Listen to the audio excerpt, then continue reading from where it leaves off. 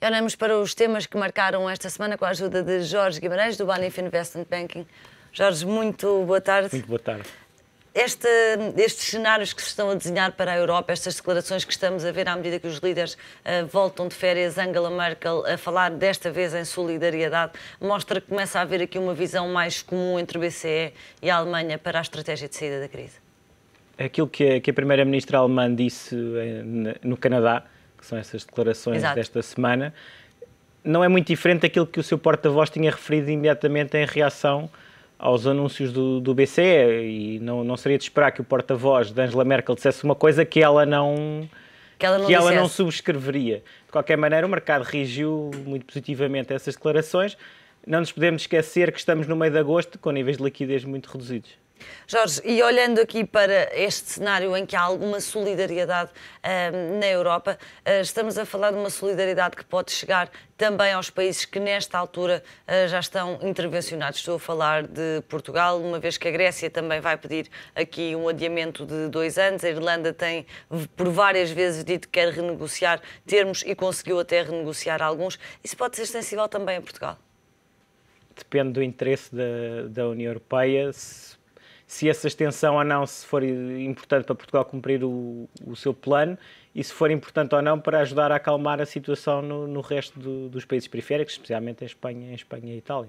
Jorge, de alguma forma a questão do crescimento desapareceu um pouco deste último Conselho Europeu do final de junho e não se voltou tanto a falar disso, a não ser agora com os números do PIB de estagnação, sobretudo uma preocupação do lado do BCE em dar alguma resposta a isso. O tema do crescimento nesta altura parece menos urgente outra vez e sim o tema de estancar esta crise das dívidas? Teoricamente, toda a questão das dívidas, do excessivo endividamento, levaria a crescimentos mais baixos no longo prazo e, portanto, é daí a preocupação dos governos em baixar os níveis de endividamento para poderem crescer mais no longo prazo.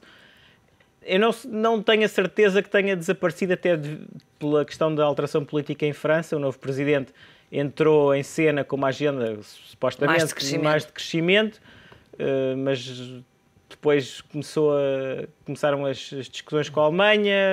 Acho que é preciso... A questão da Espanha, a questão da intervenção financeira em Espanha e Itália, mas neste caso mais em Espanha, como é mais urgente, se calhar sobreposto no curto prazo.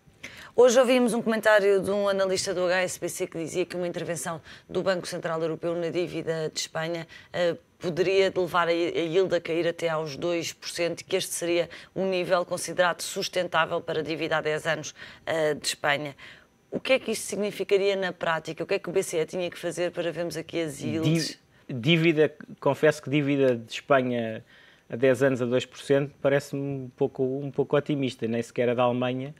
A daAlemanha está nesses valores. 1,5 e é vista como um ativo refúgio por excelência na Europa. As pessoas, quando compram bundes a 10 anos, provavelmente compram um risco, querem comprar novos Deutsche Mark. 2 anos parece-me... 2 anos, peço desculpa. 10 anos, 2% parece-me excessivo. O que é que era preciso fazer? Era preciso dizer-se qualquer coisa do tipo: vamos comprar um montante ilimitado de dívida, seja que montante for, seja que maturidade for. Caminha-se para aí, Jorge. O BCE tem dito que está pronto para agir. Bem sei que apenas em setembro é que vamos ter, de facto, algum anúncio relativamente àquela que será a estratégia do banco para travar esta crise das dívidas, mas é esse o cenário mais plausível nesta altura? Temos um BCE a dizer: nós estamos cá. Ele já disse isso várias vezes, aquilo que foi variando. O BCE não é uma instituição só, é uma instituição que é o resultado de muitas tendências, políticas.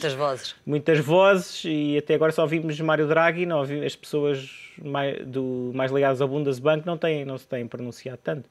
Inclusive houve alguns responsáveis esta semana do BCE que fizeram algumas declarações menos positivas. Não Mário Draghi, mas pessoas mais... Jorge, e de alguma forma, como é que isto se está a traduzir em termos de mercado? Que cenários para o euro e para a Espanha e também para a Itália é que estão nesta altura subjacentes ao andamento dos mercados? Porque agosto tem sido um mês de ganhos fortes para os investidores. Foi e isso vê-se claramente nas taxas de curto prazo. Esta semana as taxas de curto prazo da Espanha e da Itália reduziram significativamente, também as de mais longo prazo, mas o grande indicador de risco se calhar são mais as de curto prazo que as de longo prazo. e os mercados de ações, especialmente o mercado espanhol, subiu fortemente. No entanto, eu alertava para ter algum cuidado a analisar movimentos de agosto. O mercado está muito ilíquido e mercados com muitas posições curtas, como o mercado espanhol, muitas vezes os movimentos são extremados, porque os investidores, quando querem fechar posições curtas, não olham muito a preços, especialmente posições curtas, se calhar vendidas, quando as coisas estavam ao dobro do preço que estão agora, e portanto... Isso significa, na prática, que estas valorizações refletem mais a diminuição das apostas nas quedas dos mercados do que propriamente um otimismo para o que aí vem? É isso? Parece-me que refletem o receio significativo dos investidores de terem posições curtas antes de uma eventual tomada de decisão por parte do Banco Central Europeu. E esta deverá ser a tendência para se manter ao longo de agosto e até que sejam anunciadas medidas concretas? Parece-me que agosto vai ser um mês positivo, como já está a ser.